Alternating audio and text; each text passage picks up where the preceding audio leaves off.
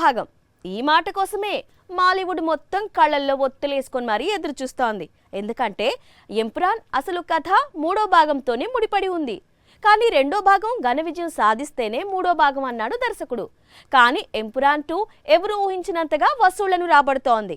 దాంతో లూసిఫర్కి మూడో భాగం కన్ఫర్మ్ చేసింది చిత్ర యూనిట్. ఇంతకీ పార్ట్ 3 స్టోరీ ఏంటి? అతని పేరు స్టీఫెన్, కానీ కొందరు మాత్రం ఖురేషీ అబ్రహం అంటారు. మరికొందరికి లూసిఫర్, ఇంకొందరికి ఎంపురాన్. పేర్లు వేరైనా స్టోరీ మాత్రం ఒక్కటిదే. ఆ ఒక్కడే మోహన్ లాల్. 2019లో మొదలైంది ఈ సినిమా కథ. ఈ మధ్యే రెండో భాగం విడుదలైంది. మోహన్ లాల్ కు పృథ్వీరాజ్ సుకుమారన్ ఎలా కలిశాడు అనేది రివీల్ అయింది. 5 రోజుల్లో, ఇంకా చెప్పాలంటే 5 రోజుల లోపే 200 కోట్లు వసూళ్లు. మాలీవుడ్ లాంటి చిన్న సినీ పరిశ్రమ నుంచి ఈ స్థాయి వసూళ్లను ఎవ్వరూ ఊహించలేదు. ప్రస్తుతం బాక్సాఫీస్ వద్ద 300 కోట్ల వైపు పరుగులు తీస్తుంది. మలయాళ సినీ పరిశ్రమలో ఆల్ టైమ్ ఇండస్ట్రీ హిట్ కానుంది. అందుకే మేకర్స్ మూడో భాగం అనౌన్స్ చేశారు.